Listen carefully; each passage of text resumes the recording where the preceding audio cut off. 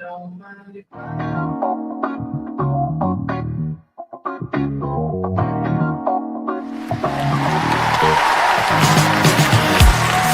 the balmy shores of sunny Florida to the cold winds of Chicago and everywhere in between, you're watching the Red Wimet Show, live, coast to coast.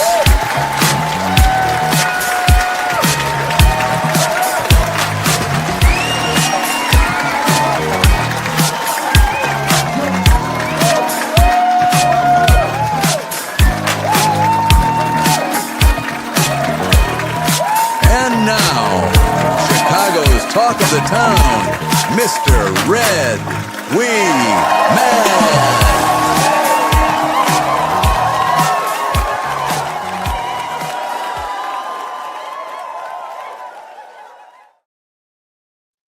Hello, folks. I hope you had a good Thanksgiving. Today is December 1st, 2025, last month of the year. Christmas is coming. I want to thank everybody for stopping by. Thank you, Christina.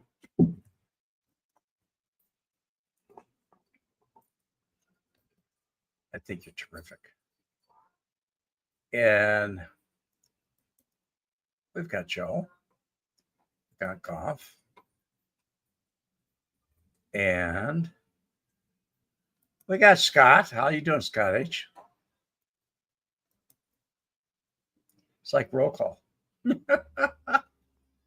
I don't get this. Alt something customs. Okay. I'm trying. Bill Crowley.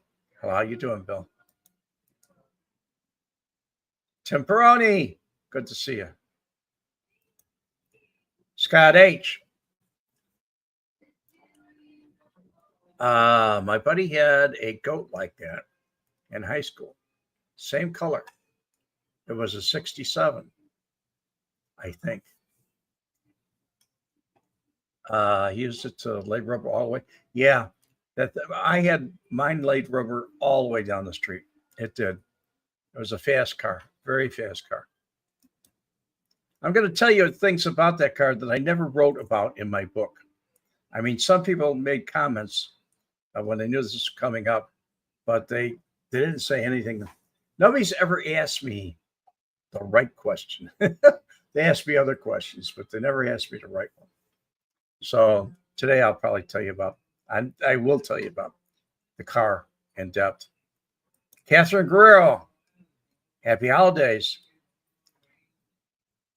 Tim Peroni, 9 inches of snow in Illinois.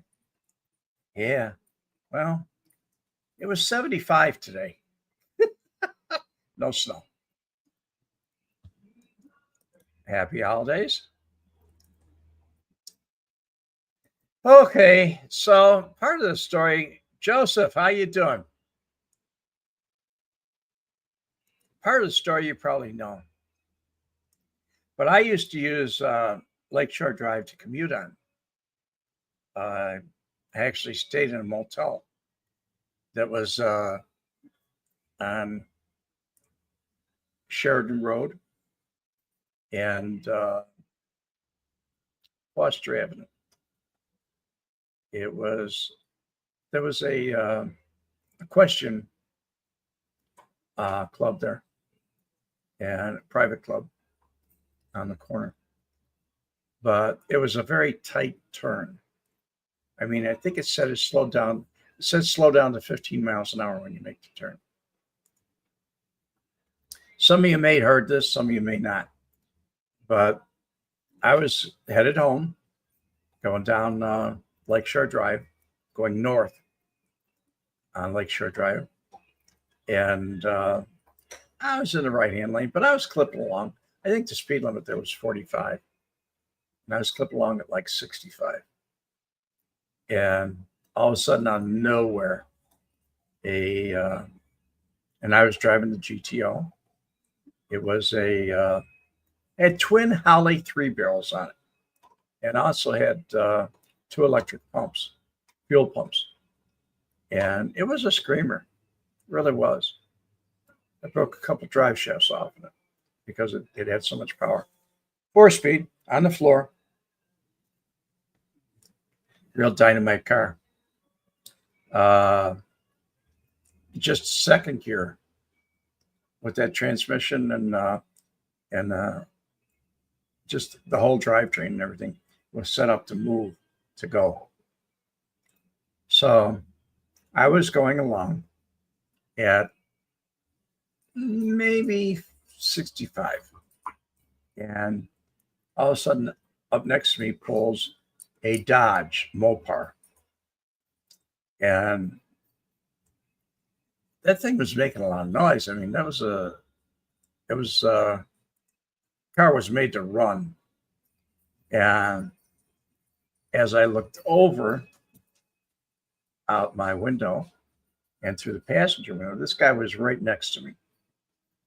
And he had a sawed-off shotgun, and he was pointing it at me. It was one of those kind of things where it was like, he was just pointing a gun at me. And over the passenger seat, his window was down. It was warm. It was halfway warm weather. It wasn't really warm. It wasn't hot. It was halfway warm. And I recognized the driver of the car. He was a friend of Kurt's, Kurt Hansen. This is just before we opened up the store. Kurt and I were going through he was shooting at me on a regular basis. So guy's name was Bob Davids. His name was Big Bob. He was a bank robber. But Big Bob was big. I mean, we had a nickname for him. We called him the Goon of Clackamora because he was like really big guy. One time he picked up my partner, Lenny. He picked him up by the throat like this with one hand. And he says, "Duh, this ain't no leg breaking situation. I just want to know where Red is." And Lenny was going, it was kind of funny. Anyway, Bob was pointing a shotgun at me. And I said, "Whoa, this guy's going to kill me." And so I slapped it into third and took off. And I wasn't really ready to shift yet, but I was watching the tachometer more than anything. And I hadn't reached $8,000 yet on the tach. So I looked ahead and I could see I was running out of road. I was towards the end of the road. And the end of the road was Sheridan Road. And it made a left-hand turn. You could only go left. It was a curve, hairpin turn. And I was thinking about exactly what I was going to do, if I was going to downshift and try and drift it sideways, or just what I was going to do. And I looked behind me in the rearview mirror. I wanted to know where Bob was at. And I saw a bunch of lights, blue lights, police officers. Had to be half a dozen or more police cars that were coming down Lakeshore Drive. And I knew as long as I was going faster than he was, that they were going to get to him before they got to me. So what I did was I just kept going through it. But I realized I couldn't slow down for the turn. Now, if you've ever been in that area, or if you haven't been, I'll describe it to you. At the turn, it's a hairpin turn, only goes to the left. And there's about maybe 2.5 feet of gravel. And then there's a girder or guard, road guard, that goes all the way around the turn. And behind that, on the other side of it, is Lake Michigan. And I decided I was just going to take my chances and go through the guardrail into the lake. And I did. And I mean, God bless me. I was lucky. I didn't hit an upright, a supporting post that was standing in the ground. That was actually, these other posts were hooked up to it. I didn't hit an upright. If I would have hit an upright, it would have sheared that car right down the middle. Would have been very bad.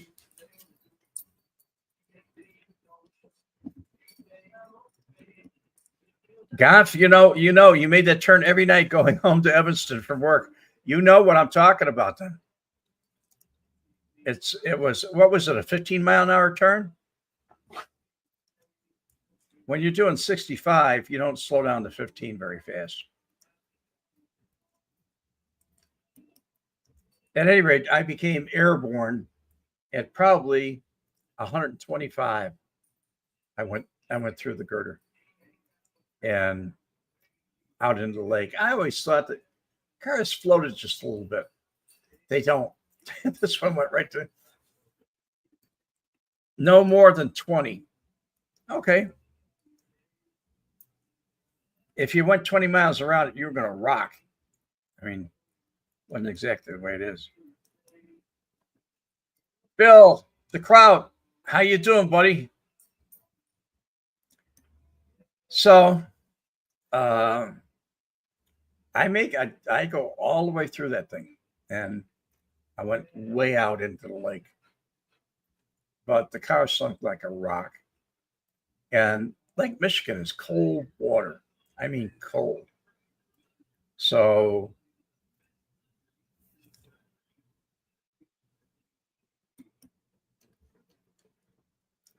kind of, you must have flown over the rip rap. No, I went through the girder. Conf. There's a steel girder. It's probably maybe 18 inches to 2 feet that goes all the way around. I just missed the uprights. I was lucky. I went right through them. But as it was, I wrote about this in my book. But there's a couple things I did not write about, which I'm about to tell you. Well, I'll tell you in a minute or two. I'll tell you the rest of the story. So I swam out of the water and I came out where the Edgewater Beach Hotel was. It's no longer there, but it was closed at the time, but it was there. And I came out there, swam out. It was cold. Went across the street. There was a nightclub there, and it was called Mr. T's or Tibor's or T-Bor's. And I went inside. It was freezing, and I warmed up. And it was a piano bar. And lo and behold, there was Tony Bennett was playing. He was playing the piano bar. I stayed there all night, actually through to the next day. They went and closed. Frank was connected, but they went and closed the curtains, and we stayed way past daylight. I think it was 9:30, 10 o'clock in the morning when we left. And I had a good time. I never saw Tony Bennett. I thought he was for not somebody of my era, but somebody that was a lot older than me. And this guy was as cool as you possibly can imagine. He played that piano bar. And when he played that piano bar, he'd take requests. He could play anything. Very entertaining man. Later on, I found out that he did this as a favor to the owner. It wasn't like he was booked there. He just stopped in because he knew him from New York. So, at any rate, I got rid of that problem, and eventually I went home in the daytime. I caught a cab and went home in the daytime, and got into a shower and got out of those clothes and got some fresh clothes and laid down, took a nap, and left. Now, I wrote about this in my book, but there's a few things I didn't write about. One is, a lot of people ask me, whatever happened to that car? A lot of people ask me that question. And I just said, I don't know. And I really don't. And they asked me just different questions about the car. And they never asked me the questions that I was hoping they wouldn't ask. But now I really don't care anymore. I've been thinking about a lot of things, and I've actually told a lot of things that there was. So, where do you folks think my 66 GTO came from?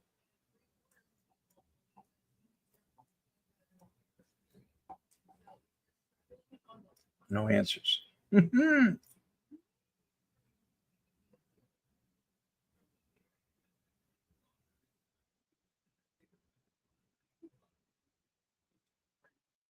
Nobody's guessing.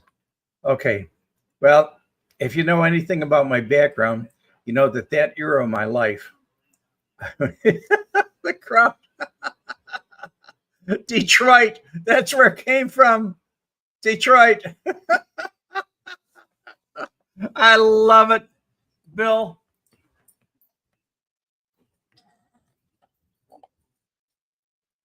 Mr. William Kirschmeyer sent me this GTO.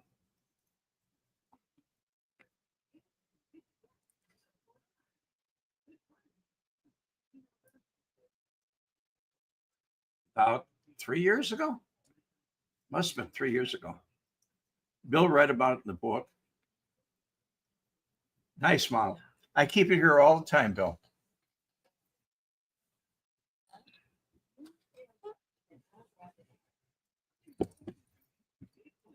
No, it didn't come. It didn't come from Tony Spilaccio. It did not come from Milwaukee Phil.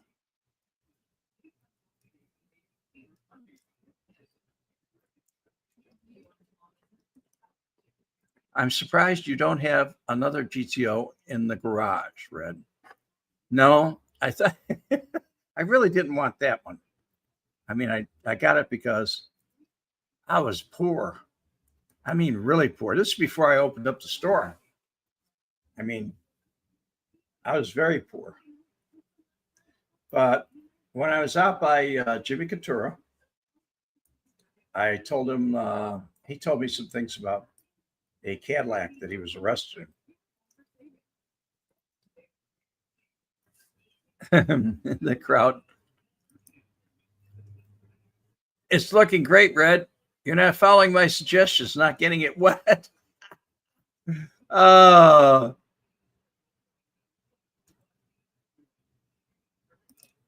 Thank you, buddy. Thank you very much. I'll tell you what, guys. It's one of those kind of things where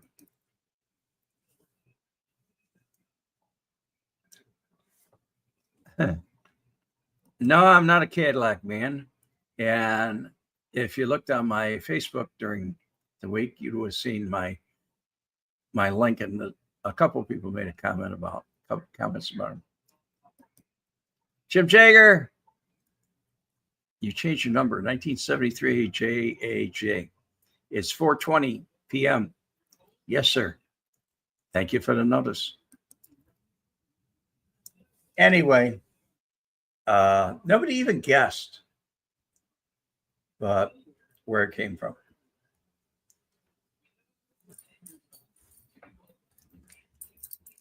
Well, that's a good reason. No, I'm a Lincoln guy. I'll tell you about my Lincoln later, or Lincolns. In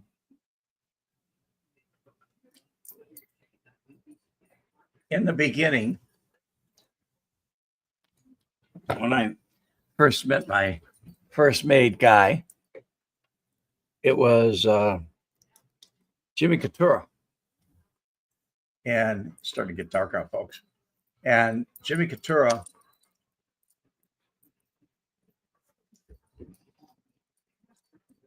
well, hello, Scott. It was stolen. It sure was. It was a chop shop car. That's how I got it. That's why people said, didn't they trace it to you or anything? And I said, no, the plates, everything on it. What happened was the way I got it was I needed a car bad, very bad to drive around it. And I mentioned it to Jimmy, and he called up and he said, if you can make it over to this guy's place, it was over by Wolf Road. And it was a garage that it was like a commercial garage. And there was a house out in front, but in the back was like a junkyard. And so I looked around and the guy says, here, I got this for you. And I said, what I owe you? And he said, pay me when you can. And I said, it's got license plates on it. He said, don't worry about it. He said, they're hot. So that's what happened. That's where I got the car. I hitchhiked there from Oak Lawn, and I left with a vehicle. And I barely had enough money to put gas in it. So then I had to go out and hustle some.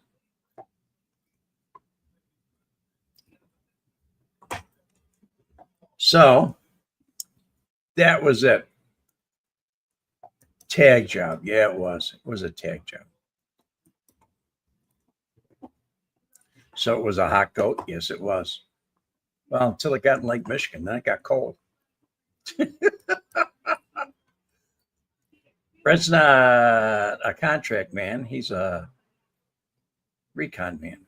Recon man? Okay. At any rate, that's where the car came from. It was extremely fast. It was probably one of the finest cars I ever owned. The title cleared. I don't know exactly where it came from. Yeah. I believe this is a scientific message coming up here. If you sink a boat in less than 50 feet of water and the DNR makes you pay to retrieve it for big bucks, we're double lucky to survive. Well, I swam away, and I think the police got involved. If they did get it in, the police did it. I don't know whatever happened to them. Nobody ever told me, and I certainly wasn't walking around asking.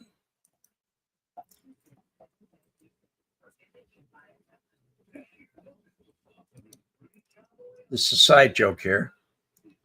Jim Magnifici, your Uncle Junior tell you a joke or tell you that joke.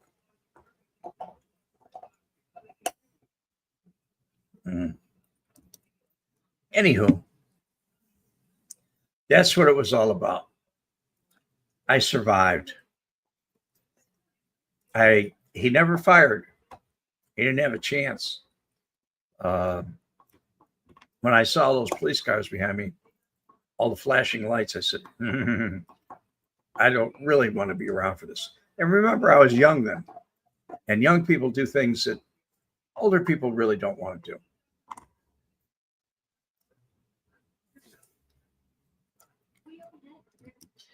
Well, I think I talked to you about this once before. That was not a 389. It was a 421. And it was a smoking hot. And instead of having the optional 3.2 barrels, this was actually made in the shop. And it was a Holly 3 barrels, 2 3 barrels. Instead of 3.2 barrels, 3 deuces, it was a Holly 3 barrel, twin Holly 3 barrels. And it was very, very good.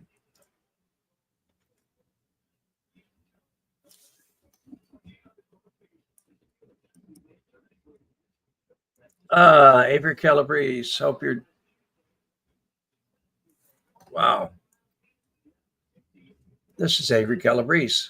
Hope you need doing good, my friend. Thank you. Thank you, Avery. God bless you.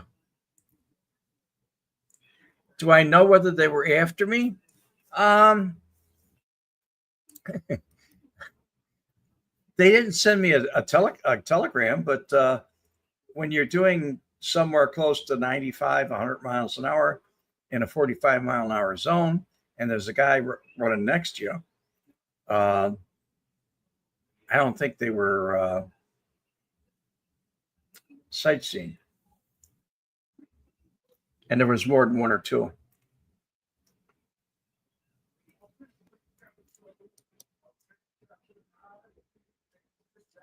.421, 428 Pontiacs got down. Yeah, that did get down. It was a lighter car for that 421. It really was. And it was a beautiful car.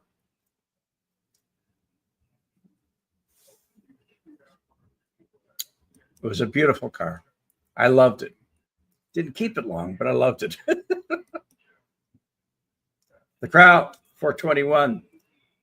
Mama, it was hot. It was. And I thank you, Bill. Bill, the crowd sent me that model. It's been, 3 years now? At least 3 years. And I thought it was very thoughtful. He read about, I'm sure you read about it in the book. No. But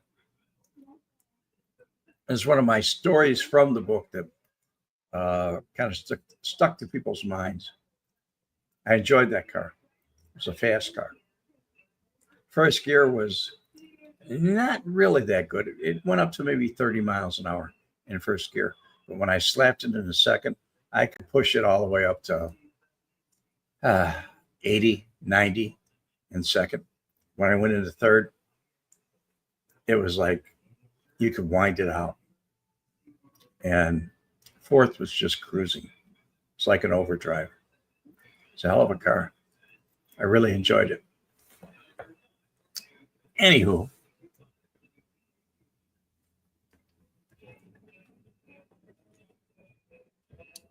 that's the story of my GTO. Why and when and what I was doing and where it came from. All the way up by Wolf Road, not far from Santa Fe Speedway, out in that area. That place was in the middle of nowhere. It's a small junkyard, probably on 5 acres. But they had like maybe 4 or 5 bays there. And the guy gave me that car. I don't know who he was. I never did know who he was. Jimmy Couture sent me down and told me, he's got a car for you. I never expected this kind of car. Nice car. Very nice car. So, folks, that is my story about where the GTO came from and where it went to and what I did afterwards. It wasn't long after that I replaced that car with an MGB. And some of you may have seen pictures of it. Some of you may not have seen pictures of it. But I rode that around for a long time, at least through 1971. I liked that car. It was a fun car. They all were fun. I like cars. I definitely like cars. So to get back to my, the gentleman here that asked me, did I like Cadillacs or Lincolns? I switched from, I was in Oldsmobiles in 1972. And then I switched to, by accident, I was going down in 1974. I was going down to the Oldsmobile dealer because they said that was the last year they were going to make convertibles. And so I was going to get a Cutlass convertible. Except when I got there, there were people bidding on this car. Not the price tag window, the window price tag. They were bidding on the car, going way above that. So I don't remember exactly what it was, but if the car was like 17 grand, they were all the way up to 25 grand. Somebody was saying 25.50, and they kept going. So I walked out. And when I walked out, I went down the street. And whoever I was with at the time says, "Why don't you get yourself a Lincoln? They are classy." So I went in there to look around, and I walked out with a Lincoln. I bought my first Lincoln, which was a Mark IV, which also lit up the tires. That was a 460. It was a heck of a car. It was all engine. Everything was up in front, and very small back seat. But I kept that car quite a bit. I had that car a long time. And right after that is when Tony bought me the Lincoln. That was a 1975. That was a 75 Lincoln. I didn't need it. And I told him I didn't need it. But my love of cars, I enjoyed them. Actually, when I came to Florida, I was in a 1986 black Lincoln Town Car. And it was so hot that I immediately went over and dumped it and got myself a 1988 Lincoln Town Car. And it was maxed out, it had everything on it. A few years later, a guy came along and offered me more than I paid for it, a Canadian. He actually drove hay down from Canada. And I just decided, okay, I'm going to get a new Lincoln, another new Lincoln. So I did. And I couldn't find one for a while that I wanted. But the one I'm driving right now, people laugh about it. Some people do. But it is an 03 Lincoln that I bought in 2004. Brand new. It's just that I got it in 2004. And has everything on it. You name it, it's got it. The power trunk, standard stuff on the steering wheel, like cruise control and everything else. It has everything. And some people made comment about it when I was showing them my ugly drum smoker. I smoked a turkey. Some people watched it, and they mentioned the Lincoln in the background because my ugly drum smoker was by the front end of the Lincoln. That Lincoln only has, I have a pickup truck also that I drive, but that Lincoln only has 113,000 miles on it.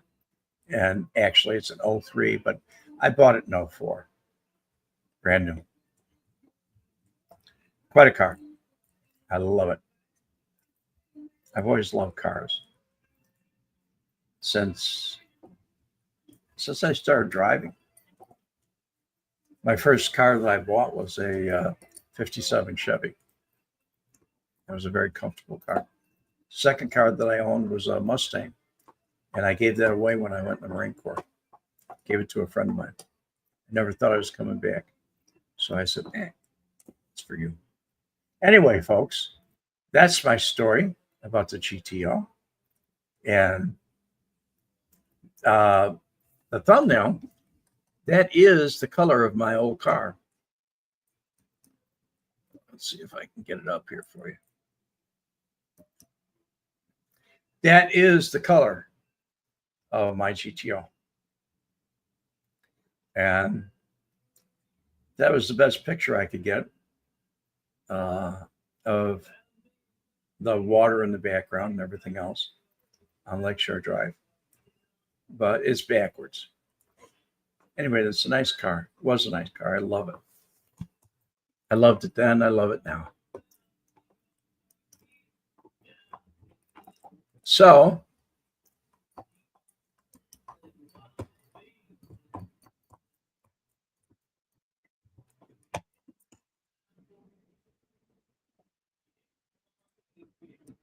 Hmm.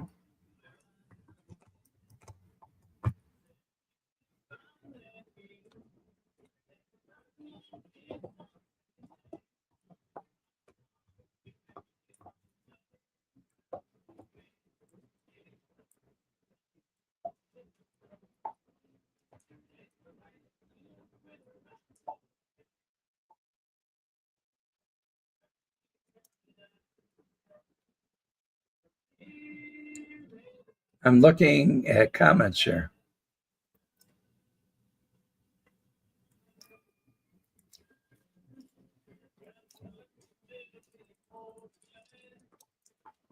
Which one, Scott? Red, what year was your car? I had a lot of them.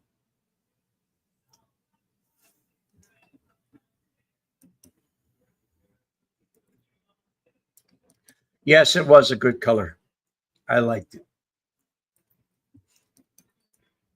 Hello, Jeff. How you doing, buddy?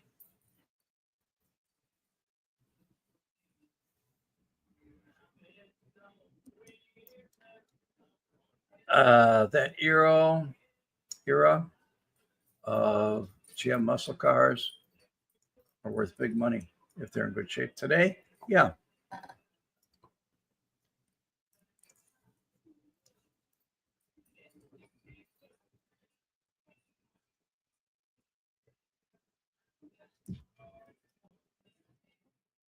Scott, I think it's common knowledge now, should be. I think it is with you, that I never did any work with Tony ever. Tony had his own thing that he did, and he ran with a different crowd. I mean, he was working with uh, people that I didn't like. He was doing the Plastic Bale Company and working with Eric Weiner. I mean, he had a rap partner that he worked with. And at that time, my rap partner was kind of like Kurt.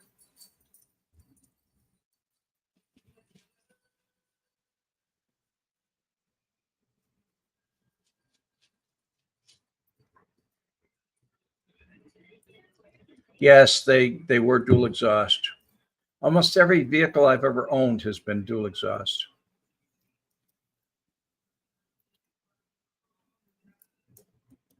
Okay, the GTO. You want to know what you want to know about the GTO, Scott? I forgot. Mm.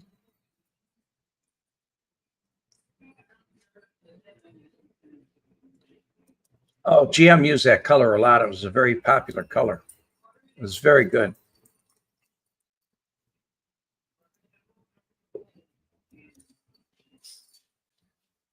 New York supplied a lot of porn. Did you ever do any business with New York? No. Kurt did, though. He did business with the Gambino family.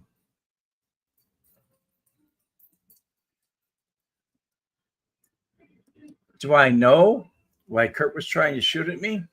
Yes, I do. Uh, Kurt wanted me dead for one reason.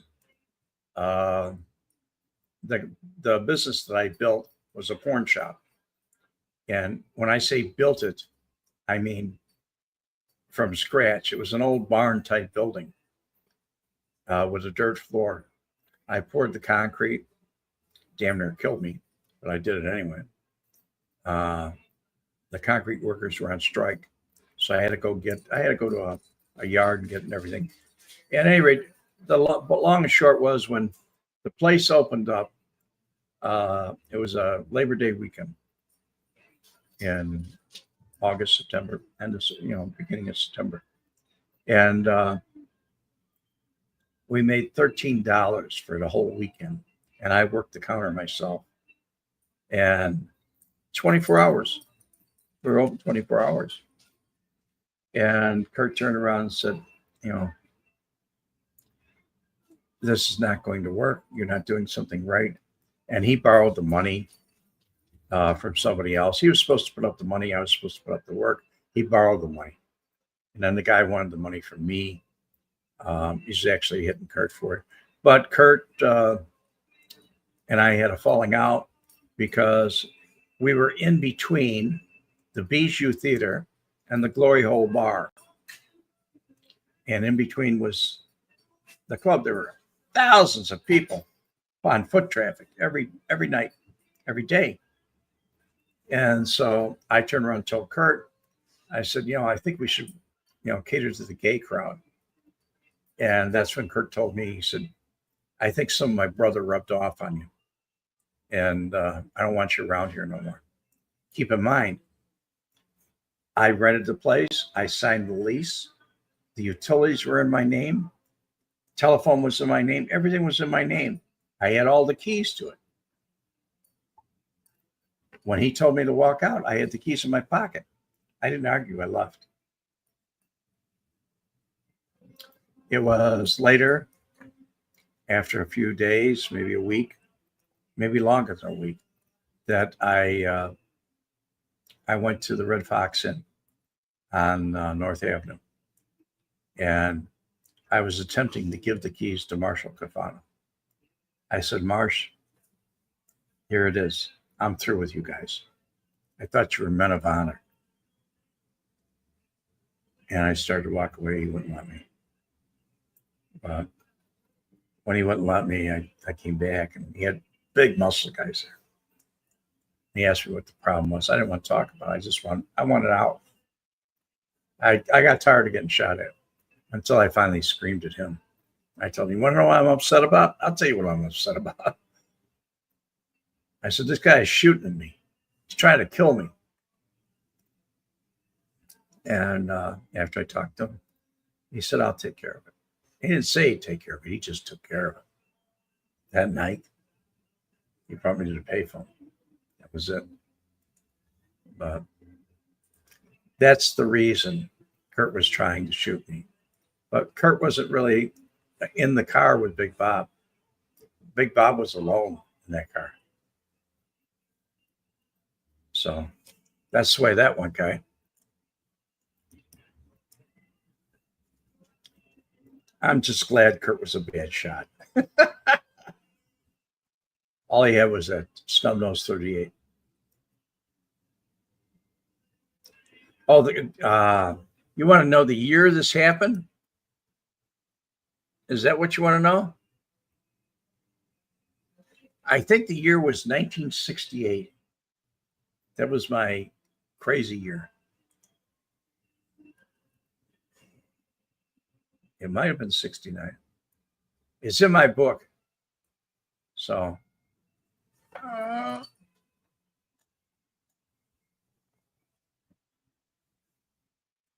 You wrote a book?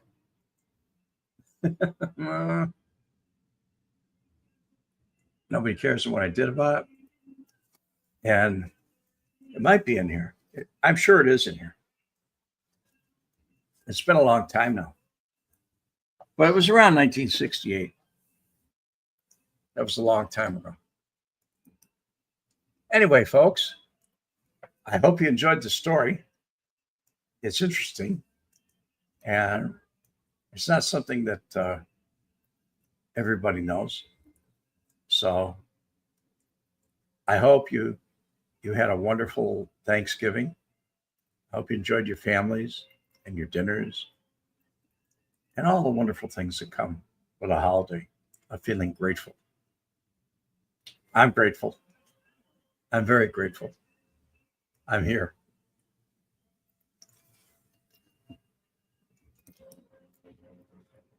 W.R. Sparks. Hello, Red. What was done to Kurt to take care of it? Interesting story. What happened was, I'll explain it to you. There was a payphone at the Red Fox Inn on North Avenue, and Marshall wanted me to have a drink, so I had a drink.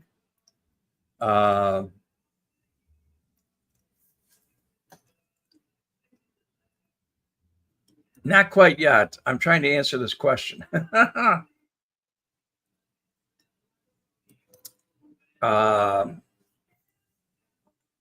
So he asked me to go to the phone, and I did after I had a couple drinks and calmed down. And when I got to the phone, He said, call him, because he didn't know his number. I mean, Marshall was a heavy. Kurt wasn't that heavy.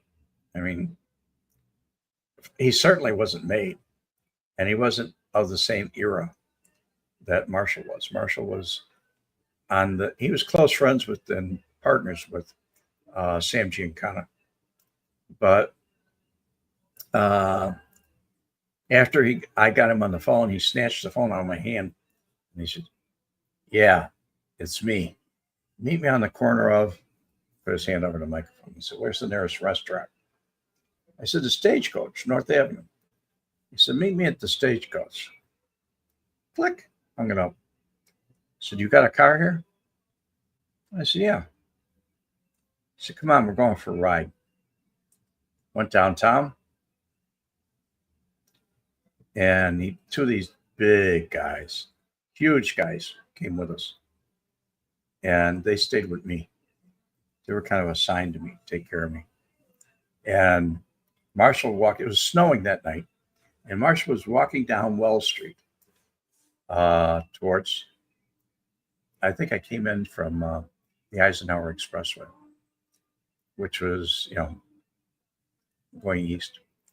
But what happened was I parked the car by Dr. Scholl's across the street, which was there at the time. It's no longer there. It's Loft Apartments now, Cobbler Square.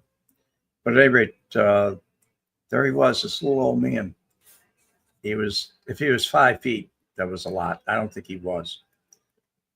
But he's walking down the center of the street, not on the sidewalk, and snow is coming down, and I'm just looking at the back of him. And there was very little traffic out that night, hardly none. And these guys were calling me saying, "Come on, we're going to take the store back." And I said, "I'm not going in there. That guy's got a gun." And he said, "Come on, you're with us." I said, "I'm not going." And they went in, and they had a pickup truck parked back there, the people that were working. That car spun out of the driveway and spun down the street and was gone. And then Dick Hoyt opened up the door and said, "Come on." And I went back there. We started counting coins. And a little bit later, Marshall came. And I asked him, I said, "What happened?" And he looked at me and he said, "Don't ever ask me that question again. Never." And I said, "Okay." And we were counting money. And he said, how did we do?" And I said, "It looks like there's $1,000 here." He said, "Okay, 500 yours, 500's mine. Every week, I'm not going to count with you, but every week, I want an envelope with $500 in it." I said, "Okay, no problem." And he said, "If that guy even bothers you, calls you, or anything, I want you to promise me that you'll tell me." I said, "You got my word." Just then, we were in the office. The phone rings. Who's calling me on the phone there? I answer the phone, and it's Kurt, and he's breathing heavy.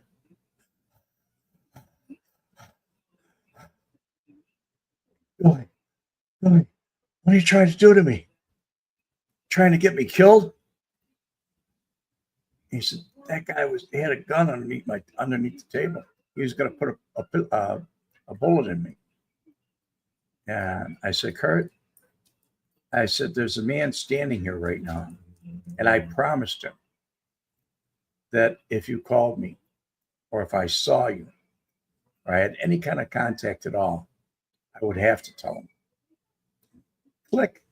And that was the end of me hearing from Kurt. I never heard of Kurt after that.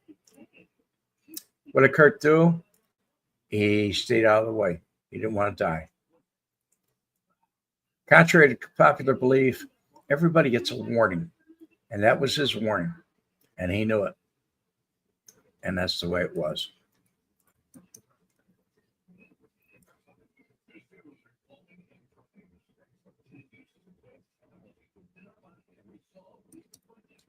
Daniel, were you mafia?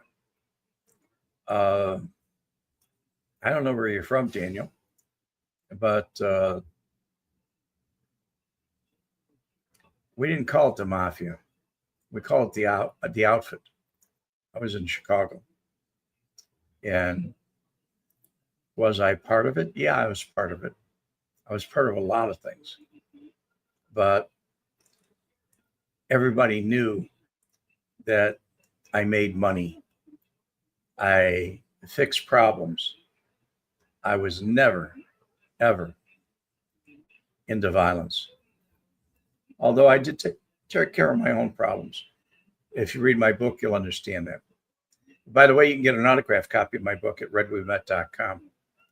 And there's a link right below this. But that's your story.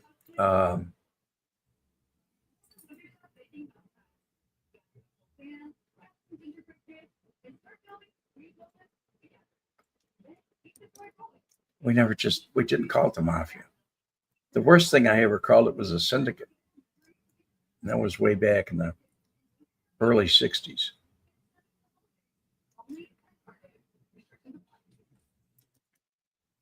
Scott, Red, you were smart. You always gave the right respect. And that's probably what kept you in good standing with the guys. It was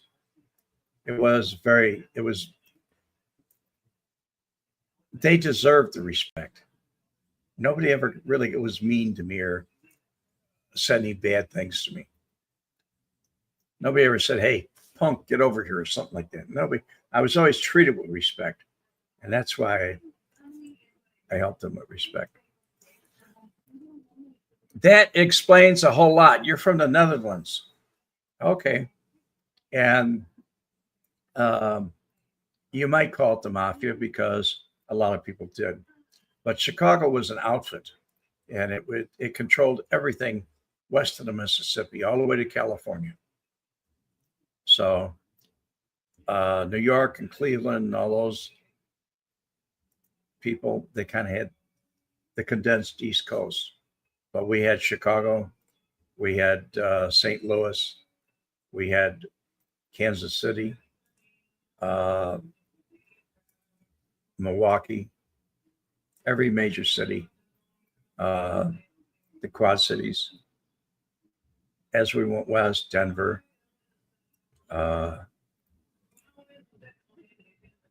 you name it. If there was money there, Nevada, gambling. Chicago controlled it. Yes, that's a good question. Do they have organized crime in the Netherlands? And Daniel says, yes, they do. I think it's a little bit different. I hope it is. But that's what it's all about. Anyway, like and subscribe if you like this, really, seriously. And I really enjoy having you all, for the weekend or for the Monday. I'm thinking about the weekend. Enjoyed having you this Monday. And here we are, the first of the month. We're getting close to that Christmas time. But that's the way it is. Scott wants to know what kind of business they're into in the Netherlands. Is it drugs or what is it? I know it used to be pornography, just like I was in. I was in pornography, Daniel.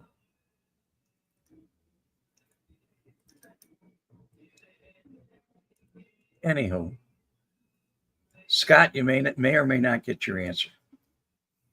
But hopefully I'll see you Wednesday with Adam on my vlog and possibly in the after show. Until then, thank you so much for stopping by, and God bless you. And it's Red We Met out. The combination of the videotapes and Ouimet's testimony resulted in the conviction of 2 men on extortion charges. One of them was Frank Schweiz, known in syndicate circles as the German, a feared mob terrorist and a suspect in a number of gangland murders. He was described to me by other outfit individuals as the most feared hitman. And as he said to me, my reputation precedes me, son.